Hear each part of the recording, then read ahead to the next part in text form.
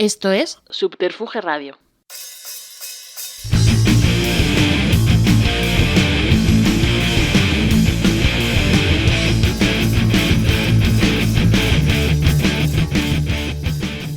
Bienvenidas y bienvenidos a otra entrega de Simpatía por la Industria Musical, el podcast donde apenas suena música, pero es de música de todo lo que se habla, cocinado a fuego lento en Subterfuge Radio para el disfrute de todos y todas. La industria musical cambiante, la industria musical que rompe con comportamientos ancestrales generando foros de encuentro donde la diversidad de género prevalece en base al trabajo y el talento sin mirar procedencias. Nuestra invitada de hoy es una de las grandes activistas, ahora le preguntaremos si comparte el término, pero desde luego una de las grandes luchadoras reconocidas sobradamente en el sector para que la industria rompa con dogmas marcados de antaño. Un placer pues recibir hoy en el estudio Alfonso Santisteban de la calle Almirante en Subterfuge Radio, en una nueva entrega de Simpatía por la Industria Musical, al testimonio y la palabra de Carmen Zapata. Hola. Hola. Que tengo que apuntar que es una de las personas que me ha costado traer. Pero... Bueno, porque últimamente paro poco en casa. Sí, y viajas muchísimo, ¿eh? Sí, mucho. Sí. Es que hay mucho que hacer. Sí. ¿Cómo compaginas tu carrera, tu carrera profesional con tu carrera de tener que estar ahí con todo con el activismo? Exactamente.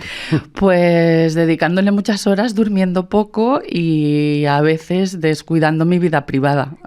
Por suerte es puntualmente, ahora ya afloja un poco y ya hasta noviembre de momento no tengo viajes al otro lado del charco. Vale, pues yo diría que eso es generosidad con los demás, o sea, lo cual está muy bien. Bueno, lo decía la intro, ¿no? ¿Qué te parece el término activista? ¿Necesita el sector de la música concretamente, que es el que nos toca, posturas de activismo, claro, para cambiar determinadas cosas? Sí, sin duda. Sí, en el momento en el que el sector de la música es un sector profesional que carece de lo mismo que el resto de sectores profesionales, que es la igualdad. La igualdad en los cargos directivos, la igualdad de salario y la igualdad de oportunidades, el acceso a los recursos para hacer proyectos de mujeres o de diversidades. ¿Y crees que queda mucho por hacer todavía al respecto?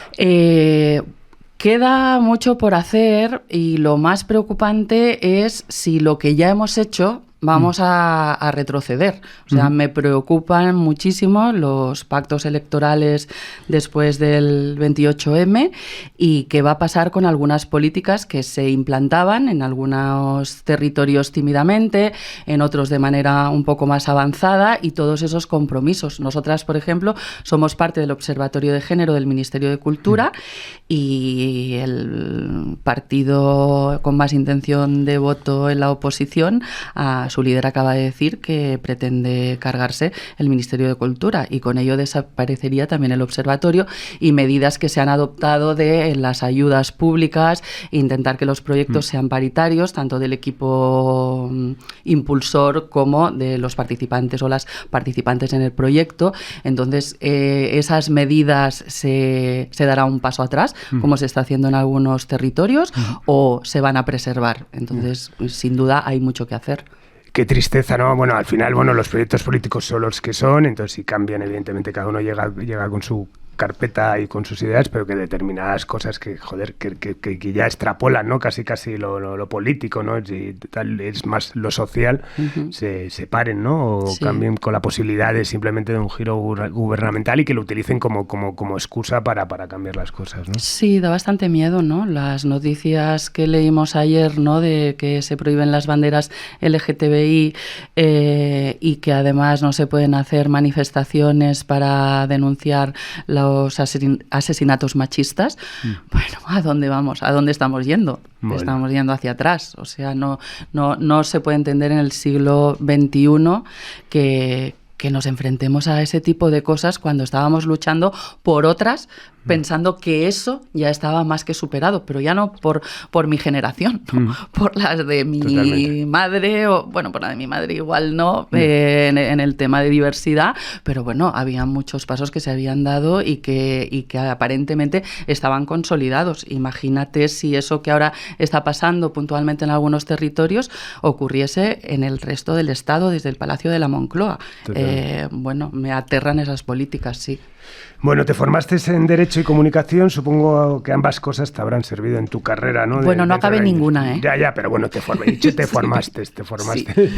Pero bueno, supongo que ambas qué cosas, ambas formaciones, ¿no?, te servirían en tu carrera dentro de la industria de la música, ¿no? Sí, bueno, yo tengo una carrera un poco curiosa porque yo dejé la carrera de Derecho para montar un bar musical donde programar un bar moderno de mediados de los 80 y ese fue mi primer contacto con el mundo de la música, con la programación y con las dificultades de las salas y los locales que programan o que tienen música en general, las problemáticas que tienen con las administraciones públicas, con la convivencia con los vecinos y todo lo que ello conlleva.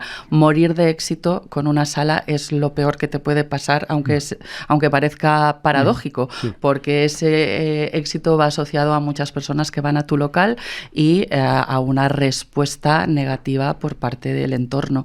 Entonces, ahí yo me curtí, me cerraron 7 veces el local, 3 de ellos con precinto, por filtraciones de sonido en este caso, y básicamente por ruido en la calle, y a partir de ahí, bueno, fue un vía crucis. Tengo que decir que el bar sigue abierto. No es mío ya, pero sigue abierto, con lo cual al final les ganamos el pulso a un ayuntamiento que en ese momento nos decía que si no queríamos molestar, que montásemos una granja y que hiciésemos bikinis, aquí mixtos, en Barcelona bikinis. Así que ese fue el inicio y de hecho tanto la formación como sobre todo la experiencia es lo que luego me ayudó mucho en la Asociación de Salas de Conciertos a ponerme en la piel de esos locales que sufren el acoso a veces de la administración, que se acentúa cuando hay periodos preelectorales, además, y bueno, se le da mucha voz a los vecinos, que no digo que no la tengan que tener, lo que creo es que la administración lo que tiene es que poner el interés público encima de la mesa y mirar de consensuar medidas para que ese impacto que tiene la gente en la calle no perjudique. Al final las salas no son responsables de lo que ocurre en la calle, si son responsables de lo que ocurre dentro de sus 4 puertas, de sus 4 paredes. Perdón. Es fuerte, ¿no? Que claro, en un modelo así, si te va mal, no va nadie, por lo cual te va mal porque no va nadie. Pero claro, el problema llega cuando va mucha gente, ¿no? Por ejemplo, me acabo de leer un libro Bailamundos, que es de Julio Velasco, que tuvo aquí el Big Bambú, el Rastatú, el Tabú.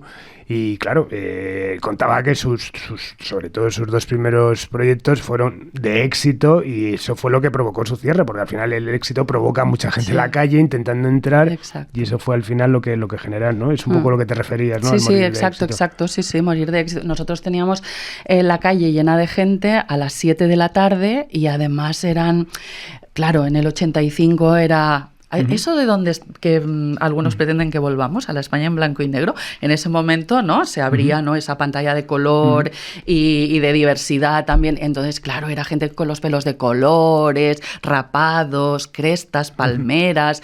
Y entonces, claro, eso era muy chocante para la gente tradicional, para los vecinos, y ya a las 7 de la tarde, bueno, se rasgaban las vestiduras de que tuviésemos la calle llena de gente esperando a que abriésemos para entrar. ¿Y montas ese bar en el año 85 por una vocación hostelera o también había la vocación era tener directos, o sea, estar cerca de la música? La primera vocación era tener, lo montamos en Hospitalet. Yo vivo en Hospitalet y lo montamos en el centro, justo 2 calles detrás del ayuntamiento, y lo montamos porque un grupo de amigos que queríamos tener un bar como el que no existía en nuestra ciudad. Entonces queríamos montarnos un bar que nos gustase a nosotros y donde hubiesen directos y exposiciones y performance y entonces vestíamos el bar, hacíamos fiestas y lo tuneábamos y le cambiábamos toda la decoración y bueno, esa fue la voluntad de hacer eso. El primer año nos escogieron el FAT, uno de los 12 mejores locales de Barcelona. En este caso nosotros estamos en el área metropolitana en cuanto a diseño y estábamos con el CCC, el Universal, KGB, el Nicabana, que fueron bares bueno, muy singulares en aquella época y que tenían unos diseños espectaculares. Todo eso fue la Barcelona preolímpica, en la que el diseño en Cataluña era muy potente. ¿Y cómo surge, recuerdas todo el proceso legal de pedir permisos y todo? ¿Fue relativamente fácil fácil? ¿Lo recuerdas como...? Bueno, relativamente fácil fue abrir, pero teníamos una licencia que era, ¿cómo se dice? No me sale la palabra, bueno, provisional, sí. Una licencia provisional. Tuvimos la mala suerte, es que éramos muy jóvenes. Claro. Yo tenía 21 años, pero mi socio más mayor tenía 28, que era el mayor, y el resto tenían 23. O sea que, y éramos 5 al principio, luego nos quedamos 3 porque 5 era insostenible, ¿no? que pudiéramos vivir de eso.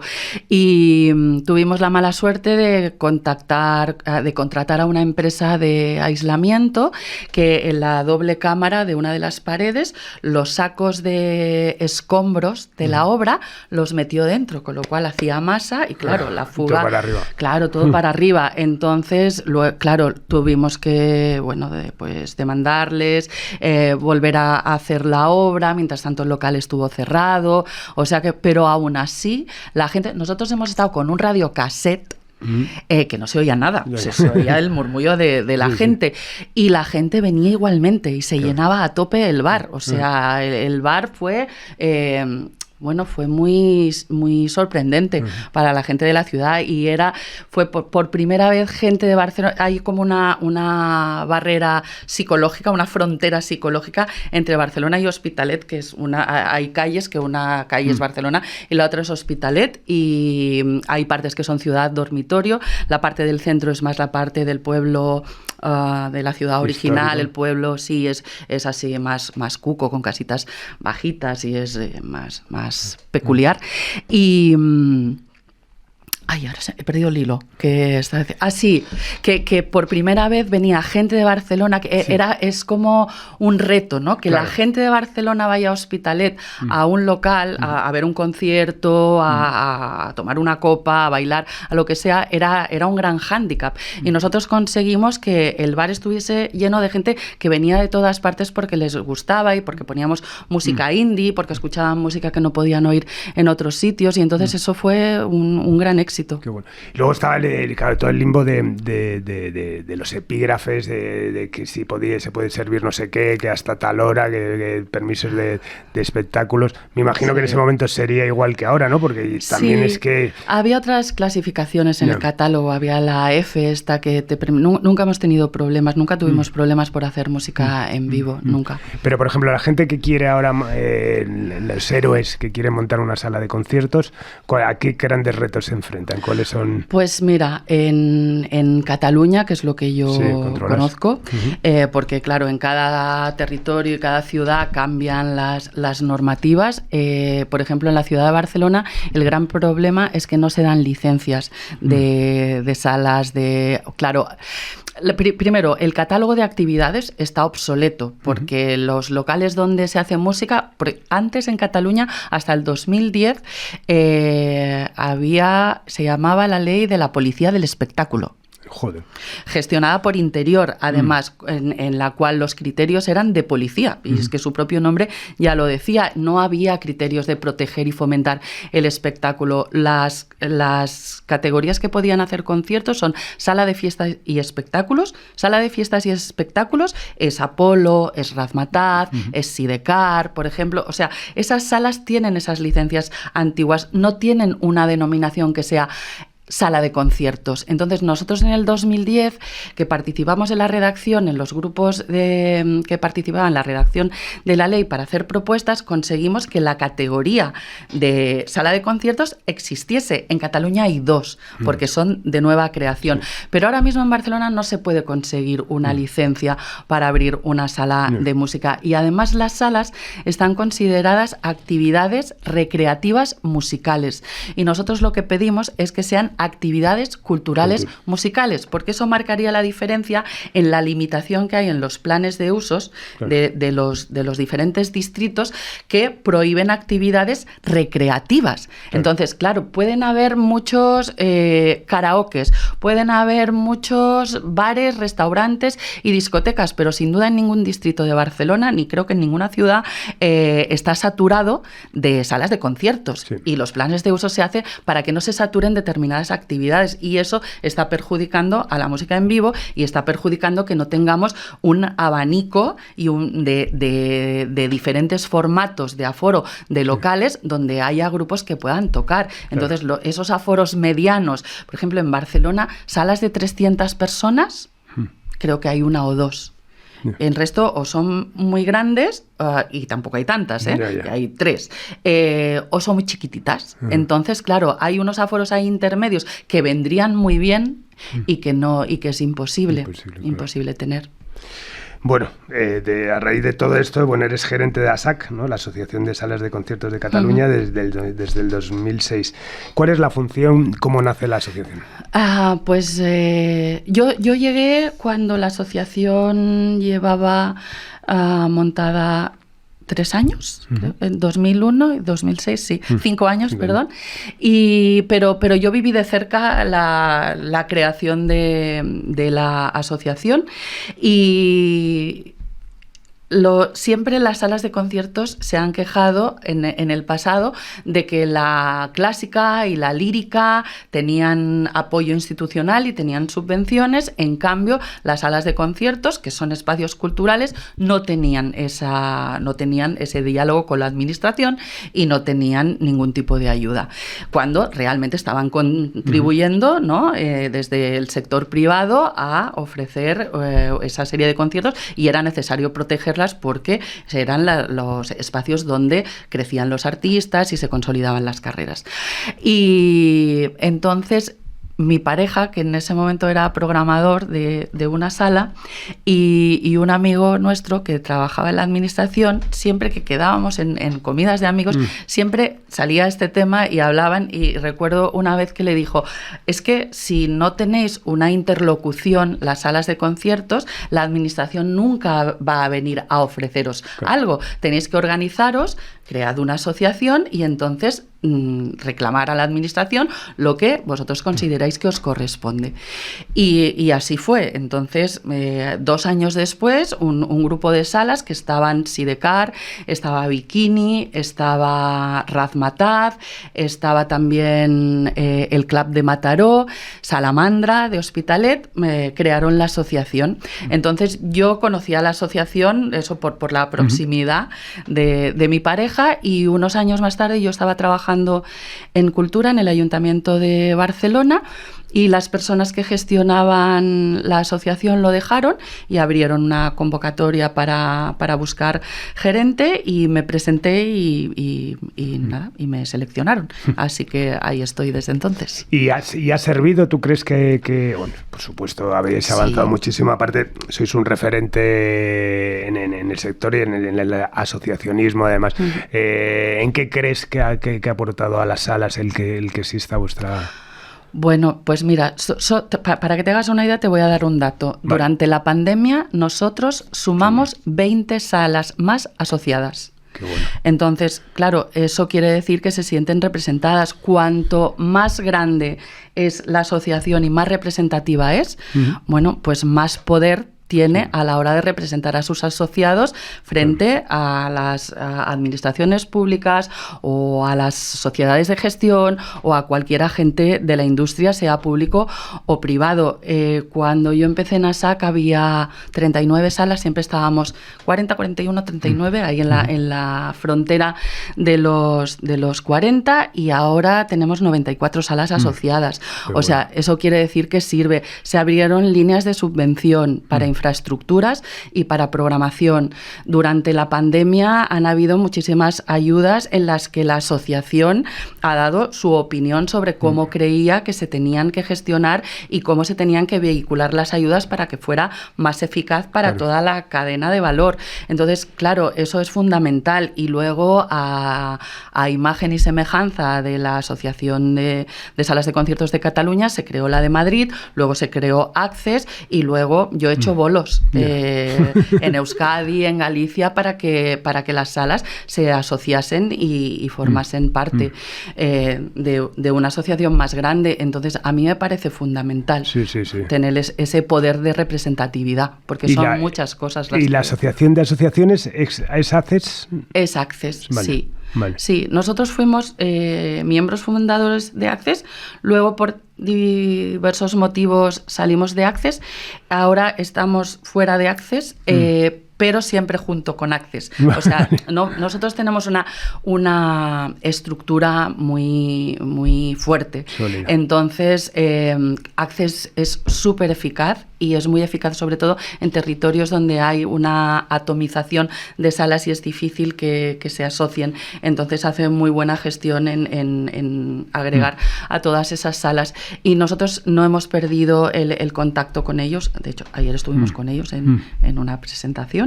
Y lo que hicimos fue una plataforma durante la pandemia, una plataforma de salas de conciertos para ir juntos al ministerio a pedir. Y ahora estamos viendo de qué manera volvemos a confluir juntos en una plataforma nuevamente estatal de salas. Y o sea que, pero más allá del asociacionismo, se consensúan las cosas con las que vais a ir a pedir y así. Sí, claro, ¿no? Nosotros estamos siempre en permanente contacto y bueno, yo he traducido del catalán al castellano muchísimas cosas que se han conseguido antes en Cataluña y que me parecía que ellos tenían que conocer otros territorios para poder pedirlo o aplicarlo desde la entrada de menores en las salas de conciertos, que nosotros lo conseguimos en la nueva ley del 2010, cuando conseguimos la categoría de salas de conciertos. Entonces, claro, todas esas cosas nosotros las compartimos siempre con todas las entidades para que cuando hay revisiones de sus leyes puedan incluirlo y tengan ya un referente. Es muy difícil ser el primero en algo. Entonces, cuando alguna administración ya lo ha hecho, pues es más permeable otra administración a poder aplicar lo mismo. Y lo que ahora nos quedaría por hacer es, a nosotros nos gustaría que por una cuestión de acceso a la cultura y de movilidad de artistas hubiese una comisión donde se reuniesen las diferentes autonomías para poner en común qué leyes de espectáculos tiene cada una y para que haya un objetivo común de facilitar, en el caso de los menores, en el caso de algunas normativas que afectan a los artistas aquí y allí. Entonces estaría muy bien, igual que se hizo en sanidad durante la pandemia, pues que existan estos organismos para poder consensuar medidas que son beneficiosas para el sector. Y volviendo al momento pandémico, que sobre todo por lo que os afectó también de sitios donde se concentraba gente y tal, y teniendo en cuenta que cada comunidad tuvo un tratamiento distinto, tal, en ese momento realmente se sirvió para ver que el asociacionismo servía, o es de estos momentos en el que ves que cada uno pues vela por sus propios intereses a nivel local? No, en ese momento sirvió muchísimo. Nosotros, por ejemplo, en Cataluña hicimos varios proyectos. Al final, en los 2 años de pandemia, gestionamos 800.000 euros en ayudas públicas a través de festivales y circuitos en las salas. Entonces, una cosa que hizo muy bien tanto el Ayuntamiento de Barcelona como el Ayuntamiento de Hospitalet y la Generalitat de Cataluña fue las ayudas, no darlas a fondo perdido, sino dotar muy bien esas ayudas para generar actividad y que se activasen los técnicos, los músicos, el personal de las salas, de limpieza, etcétera, la prensa musical, todo eso. Entonces, las salas tenían una dotación. Claro, tenían una dotación que igual era de... ahora no recuerdo bien, 1.600 euros una sala pequeña por abrir un día para hacer un concierto. Los cachés que se pagaban se daba de alta a todos los músicos porque casi todos estaban en precario. Se les pagaban unos cachés muy dignos. Teníamos a nuestro acceso a artistas que normalmente a los que no tenemos acceso en las salas, porque todo el mundo estaba parado, porque no había festivales. Entonces, claro, no teníamos un catálogo de artistas para elegir. Entonces, todo el mundo cobraba muy bien y eso que las salas cobraban servía en muchos casos para dar de alta luz cortada, agua cortada, deudas de alquiler. Entonces eso resultaba mucho más útil que dar una ayuda a pagar el alquiler, a pagar los consumos. Ahí se generó actividad y se generó mucha emoción, porque claro, había artistas que llevaban muchísimo tiempo, 9 meses, creo que fue a los 9 meses de que empezara la pandemia, que pudimos empezar a activar estos conciertos y claro, era la primera vez de todos. Claro. Después de mucho tiempo. Entonces, a pesar de la distancia de la pandemia y de que en una sala de 600 no podías meter más de 100 personas por las distancias de seguridad y que además no había barra y todo el mundo con mascarilla sin poder quitársela y sin poder bailar, tenía una parte de tristeza, pero tenía una parte muy, muy emotiva también de volverse a activar. Y creo que eso funcionó muy bien. Funcionó también en 2020, que se volvió a activar en 2021 y se volvieron a ofrecer ayudas y se utilizó el mismo sistema. Ahí las salas grandes no abrieron porque no les salía a cuenta. Claro. Entonces se utilizó mucho, sobre todo para salas pequeñas y medianas, y eso creo que le salvó la vida. En Cataluña solo cerró una sala durante la pandemia y coincidió con una jubilación, con la edad de jubilación. De bueno, ahora ya hasta aquí nos ha pillado esto, ya aquí nos plantamos, pero no cerró ninguna sala y creo que eso es un gran logro. Y ahí la asociación tuvo mucho que ver porque gestionó todas las contrataciones, los conciertos, vehiculó todas las ayudas a través de la asociación, se vehicularon y entonces eso estuvo muy bien.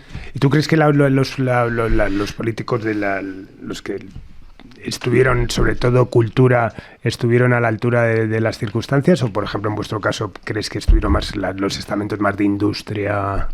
No, estuvieron súper a la altura, porque de hecho si no hubiese sido por ellos, no se hubiese convencido a Salud, no se hubiese convencido a Interior. Entonces todos los departamentos, piensa que en todas esas mesas y todas esas reuniones que hubo, nosotros estamos en una plataforma que se llama Actúa Cultura 2%, que lo que reclama es el 2% del presupuesto de la Generalitat para el Departamento de Cultura, y entonces ahí se creó una comisión que se llamaba Cultura Segura, en la que los cines, las galerías, los teatros y las salas de conciertos luchábamos por esta apertura, por poder programar con condiciones de seguridad, pero para poder programar. Y ahí en la mesa estábamos nosotros, los diferentes sectores de la cultura, y además siempre Interior, Cultura y Salud. Entonces, y claro, Cultura era a quien le tocaba hacer el trabajo previo y picar piedra para poder convencer de que nosotros desde esa comisión garantizábamos que todos los espectáculos que hacíamos los hacíamos en condiciones de seguridad para la salud y para la integridad física. Totalmente. Y luego, claro, tuvimos que convencerles, por ejemplo, claro, las salas tienen por ley una serie de personal de seguridad que lo marca el aforo legal. Claro, en este caso, si el aforo legal se reducía a un 20% de lo que, ¿no?, el real, a lo que es el aforo legal, no te podían exigir que tuvieses ese número de seguridades, ya que tú no ibas a llenar el aforo, con lo cual eso reducía los gastos y podías dedicar ese dinero pues a la contratación y a otras cosas. Entonces, sí, eso fue una lucha permanente y abanderada por los departamentos de cultura. Qué bueno. Hombre, yo creo que el dato más relevante es eso, que al final solamente cerrase una sala y por motivos de jubilación. Exacto. Lo mismo que aquí, ¿no? Al final todos pasamos el infierno que pasamos, pero bueno, al final, creo que siempre, siempre quieres más.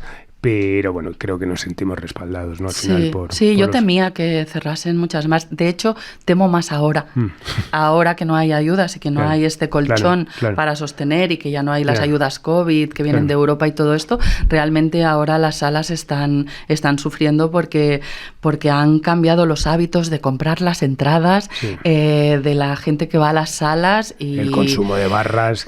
Todo. Entonces eso ahora sí que estamos preocupados con el futuro de las salas. Sí, porque bueno, sobre todo también has dicho antes un dato que muchas veces nos olvidamos. Siempre piensas en las salas y piensas en un señor que vende tickets y que entra gente. Al final no es solamente camareros, técnicos, hablabas del equipo de limpieza, al final son muchas las familias, ¿no?, que hay detrás de y los consumos que ahora están por las nubes.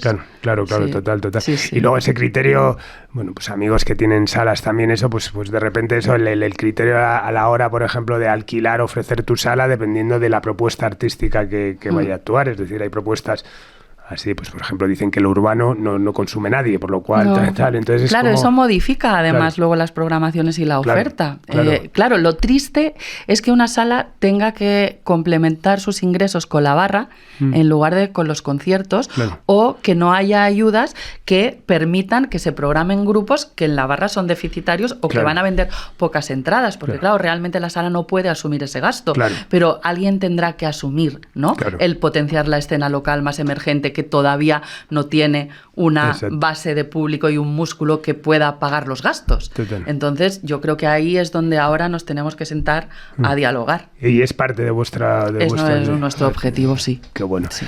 Bueno, esa agenda que hablábamos que ardía al principio se da, pues es que estás metidas en un montón de historias. Otra es desde el 2013, ¿no? Eres directora artística de del Curtcircuit. Cortocircuito. Un ciclo de conciertos anual, bueno, que tiene como precisamente hablamos ahora de la escena local, ¿no? Exacto. Sí, empezamos con un eje principal es en las salas grandes, grupos consolidados que apadrinan emergentes y entonces lo que buscamos, o sea, es el grupo principal quien elige al emergente y a veces buscamos la complicidad de que hagan algún tema juntos, que entonces ya es la cuadratura del círculo y bueno, lo más bonito del ciclo es que algunos emergentes acaban luego apadrinando. Por ejemplo, María Arnal y Marcel Bagés estuvieron de apadrinados de Joan Miquel Oliver y el año pasado... o el año pasado, ellos abrieron el ciclo en Apolo apadrinando a Ikram Bulum.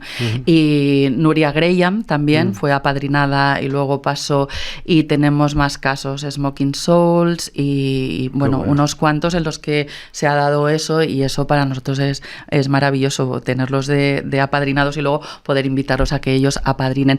Y en las salas pequeñas lo que hacemos es pues sumar dos bandas que ya tienen un cierto nombre, pero aún no tienen una asistencia de público consolidada, y las sumamos y bueno, en las salas pequeñas normalmente no hacemos este doblete porque es muy difícil llevar a artistas consolidados a las salas pequeñas. Porque a veces nosotros intentamos tocar esa memoria, ¿no? De dónde empezaron, de volver al contacto directo con el público, a verles las caras, la reacción, pero eso a veces permea poco en las oficinas, entonces a veces lo hemos conseguido, pero casi siempre cuando hemos tenido relación directa con los artistas y se han sentido interpelados, pero es bastante difícil porque si pagamos el caché, obviamente en una sala de 80 o de 100 no salen los números y bueno, ahí hay que ajustarse, tiene que haber una voluntad por todas las partes de hacerlo, entonces ahí buscamos otras fórmulas, pero siempre que podemos nos llevamos a un peso pesado, a una sala pequeña, porque son propuestas muy mágicas. Qué bueno. Volviendo al tema pandémico, no por incidir y ser redundantes en algo que olvidaremos y casi hemos olvidado, pero sí me parece muy interesante en cuanto, la acción-reacción, ¿no? Al final de lo que supuso, pues para que determinados estamentos reaccionasen, es decir, yo creo que nos ha hecho más vulnerables en el sentido de que ha pasado y por qué no puede volver a pasar una situación así, ojalá que no, por supuesto, pero es eso, activasteis un plan B, ¿no? Que era esas 300 conciertos en salas, ¿no? Que bueno, incluso tuvo un reconocimiento. Sí, bueno, era de lo que te hablaba antes, el Sala CAT, el Sala LH y el Sala Barcelona. Sí, era todo en salas. El Sala Barcelona, lo que hicimos, eso fue en plena pandemia, eso fue el primer verano de 2020, y ahí lo que hicimos fue llevarnos la programación de las salas pequeñas al Castillo de Montjuïc y montar un escenario allí. Entonces, donde antes estaba la estatua del dictador, aquella que le cortaron la cabeza en el Bosc, pues ahí tenemos la mesa de sonido. Entonces, hicimos 2 ediciones, el 2020 y el 2022, y claro, ahí pudimos traer a todo el mundo. Claro, porque es que nadie estaba haciendo nada y fue una programación fantástica.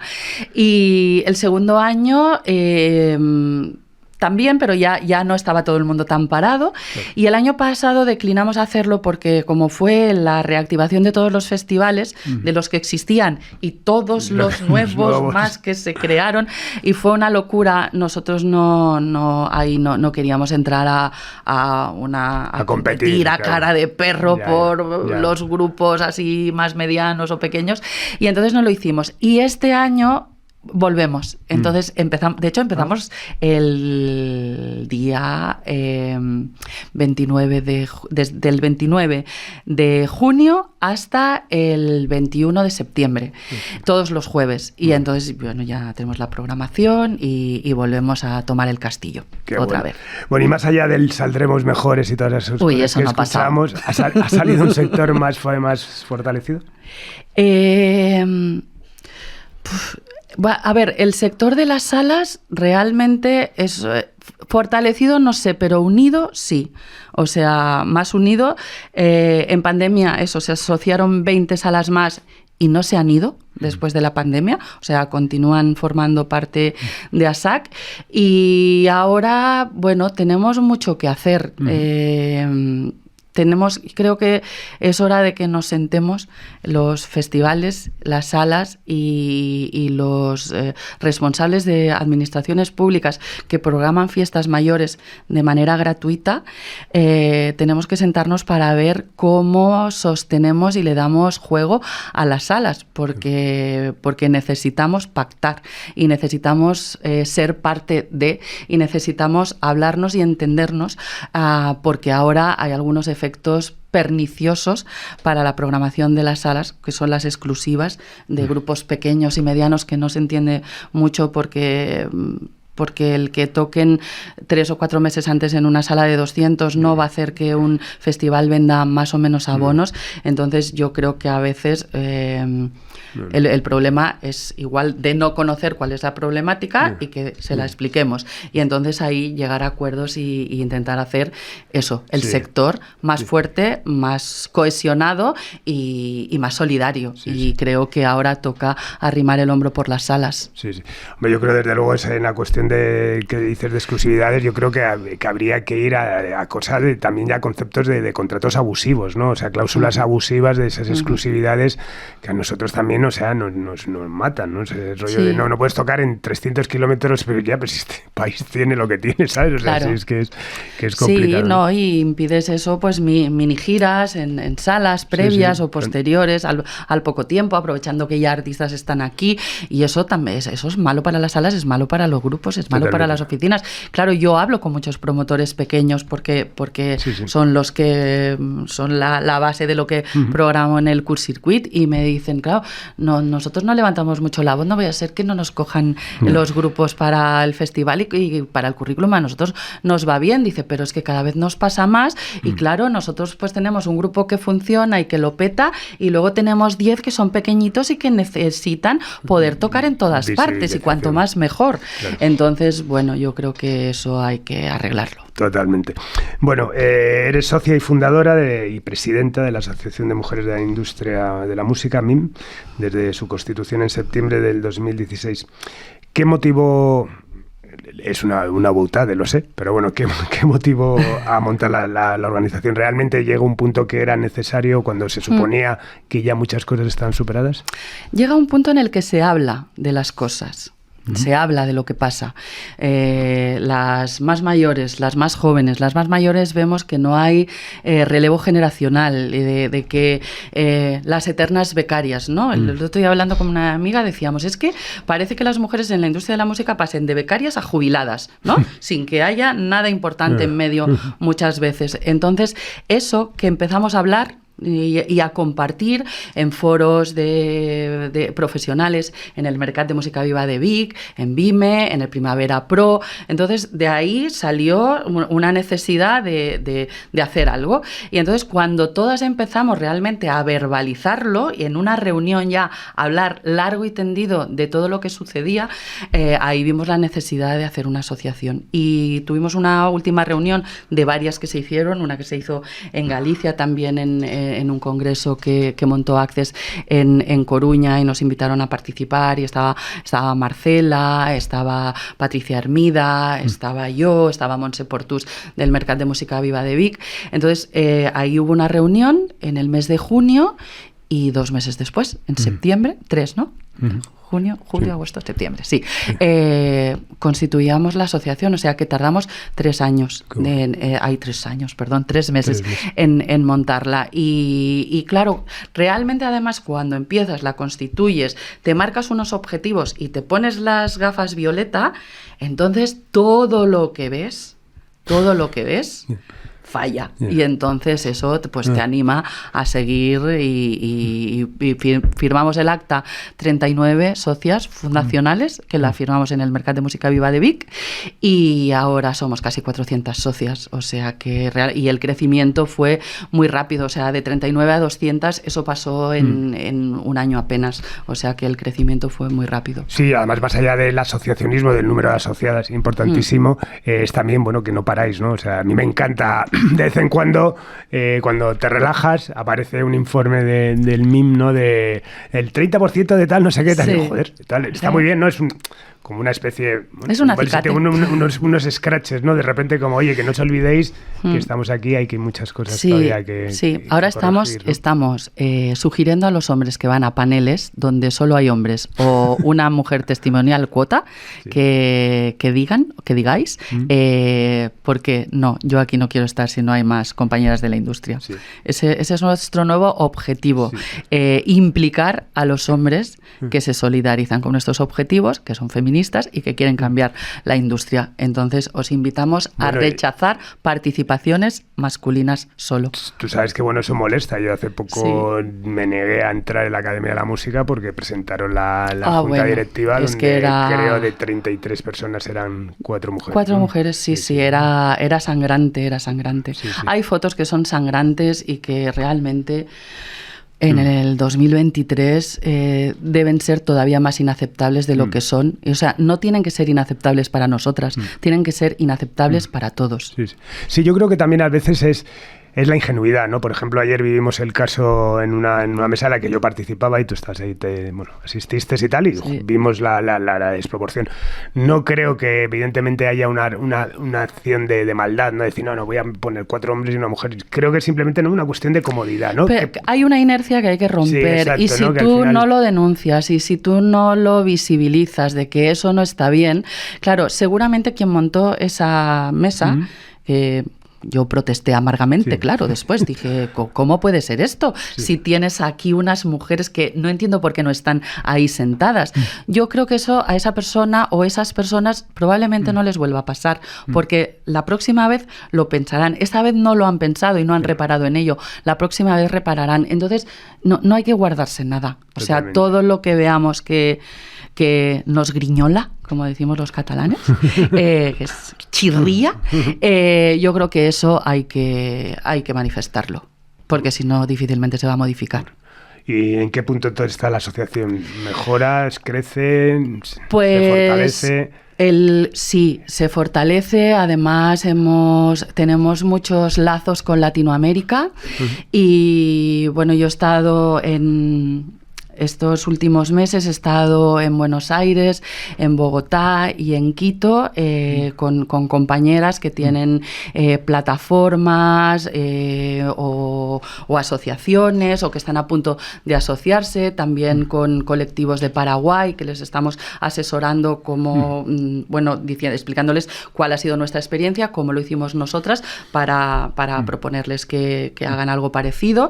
Y el 18 y el 19 de septiembre en la Fabra y Coats en Barcelona tenemos el primer foro iberoamericano de mujeres y disidencias de la música, con espacios de reflexión, showcases, ponencias, hay una conferencia feminista bailada, hay una charla sobre salud mental, o sea, ahí es muy interesante, ya están publicados los contenidos y bueno, estamos creciendo. El año que viene seguramente se hará, está casi todo, no se puede puede anunciar oficialmente el cómo y el cuándo, pero será en Santiago de Chile. Entonces la idea es que un año sea en Barcelona y otro sea en alguna ciudad de Latinoamérica.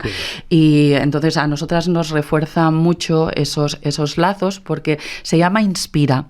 Y el nombre viene porque ellas siempre nos han dicho que nosotras somos una inspiración para ellas, el cómo nos hemos constituido, el trabajo que hemos hecho, lo que hemos aportado para revertir en las administraciones algunas consecuencias nefastas de no aplicar acciones positivas. Y para nosotras ellas también son inspiración, porque son mujeres que tienen sociedades más conservadoras, que lo han tenido mucho más difícil en muchos países y que han puesto el cuerpo en la calle y que se han jugado el físico y han conseguido leyes como la del aborto, en Argentina la ley de cuotas en los festivales y muchas cosas que también son inspiradoras para nosotras y ejemplo a seguir. Entonces nos inspiramos recíprocamente y entonces por eso el nombre del foro es Inspira. O sea que hay mucho camino por delante, porque podría ser fácil decir, bueno, el fin de una asociación como MIN es que no exista, que no hiciera falta. Va a hacer falta eso durante es utópico. Total, porque bueno, pues al final, claro, países más desacelerados, ¿no? Al respecto, ¿no? Al final van a necesitar esa inspiración, ¿no? Ese foco también que les ilumine, ¿no? Les alumbre por el camino hecho por otras, ¿no? Exacto, y claro, nosotros en el Observatorio de Género, que una de las primeras solicitudes que hicimos fue la de conocer las subvenciones que iban, o sea, separadas por género, o sea, cuáles iban a mujeres, a hombres y a diversidades para saber dónde iban los recursos y porque las mujeres tienen un más difícil acceso a los recursos para sus proyectos. Entonces queríamos saber eso y se aplican, se valora en los proyectos los equipos que incorporen diversidad. Claro, ¿qué va a pasar con eso si desaparece el observatorio? ¿Desde dónde las mujeres de la industria vamos a poder, y de la creación, porque ahí también hay mujeres del cine, del audiovisual, de la clásica, desde dónde vamos a interpelar a la administración para que haga los deberes? Totalmente. ¿Crees que se está haciendo un buen trabajo a nivel los colegios, o sea, a nivel educación al respecto? No, rotundamente no. No, bueno, primero, PIN parental en muchos territorios. No hay educación sexoafectiva. Eso lo que genera ya desde pequeñitos, bueno, ya hemos visto, o sea, qué está pasando con los adolescentes, con los casos de violaciones conjuntas y todo eso. Yo creo que los niños, las niñas y los jóvenes tienen que aprender que eso, que a lo que tienen acceso a edad muy temprana en el porno, a través de internet, eso no es la sexualidad sana, eso no es lo que les gusta a las mujeres, eso no es lo que quieren. Entonces, claro, si tú por un lado no le puedes poner puertas al campo, ¿no? Y eso está de libre acceso ahora en el último estudio a partir de los 8 años, con lo que eso puede suponer, ¿no? En unas criaturas tan pequeñas, y en contrapartida no hay educación sexual, o sea, una campaña como el Póntelo, Pónselo, que era de los 90, ¿no? Creo recordar. Sí. ¿Tú te la imaginas ahora? Con algunos gobiernos que hay en algunos sitios, pues que yo no me la imagino. O sea, estaría censuradísima. Entonces, bueno, esta vuelta al socialcatolicismo, no sé lo que nos va a traer, pero nada bueno. Entonces, yo creo que no solo no se ha hecho, sino que queda mucho por hacer y que vamos a tener muchos más obstáculos dependiendo de los gobiernos que se vayan formando. Totalmente. Bueno, pues siempre hago una pregunta referente en Simpatía por la Industria Musical, que es esa. ¿Quiénes han sido tus referentes? En tu caso, como abarcas muchas cosas, el asociacionismo, el haber tenido un club, haber apostado por el directo desde el plano y defendiendo siempre el plano cultural sobre lo recreativo, ¿quiénes han sido las personas que más te han iluminado, que más, en este caso, inspirado? ¿Artísticamente? Artísticamente no, y a nivel también gestión. Bueno, artísticamente muchas. es que siempre, ¿sabes que cuando pienso a veces me salen solo hombres porque he escuchado a veces más hombres que mujeres? Y digo, esto no puede ser. Bueno, Talking Heads fue una de las bandas que más, que en la época esta de modernidad más me impactó por la estética, los vídeos y todo eso. Patti Smith también y Blondie. Son 3 y Rem es uno de mis grupos favoritos ever. Y de personas que me han inspirado dentro de la industria, pues no sé, fuera de lo artístico ahora mismo no se me ocurre. Bueno, pues seguramente ese montón de seguro que cuando salga de aquí claro, diré, pero ¿cómo he podido olvidarme? Claro, pues mira, mejor, porque si no es peor salir diciendo me he olvidado de tal que dejar abierto. Sí. Pues yo creo que en tu caso claramente la apuesta por las mujeres y el papel que tienen en esta industria y en todas, por supuesto, ¿no? Y que lo aprendamos. Pues nada, muchísimas gracias, Carmen. Pues nada, gracias un a ti. auténtico placer. Ha costado un poquito tenerte aquí, pero bueno, al final supera con creces las expectativas. Muchas gracias, un placer. de verdad, ¿vale? Gracias. Pues nada, despedimos esta nueva entrega Simpatía por la Industria Musical, emitiendo desde el estudio Alfonso Santiesteban de la calle Almirante en Subterfuge Radio, con Laura Rodríguez a los mandos técnicos, y nos vamos con el querido Amaro, líder de Jordana B. Adiós. Has escuchado Simpatía por la Industria Musical, un podcast producido por Subterfuge Radio. Y el café por la mañana, y os veo a los dos juntos revisando vuestros textos. He vomitado tantas veces, recreándome en los meses que tú me ocultaste todo, que me seguiste mintiendo. Yo aún recuerdo tus mensajes, esquivándome los gestos, y veo tu lengua fría aún bañándose en su pecho, y yo me cuelgo de ese día y recuerdo presentaros y te dije esta es mi amiga, y recuerdo vuestro abrazo. Yo me duele imaginarte acariciando sus piernas, veo vuestros tatuajes comentando otra guerra.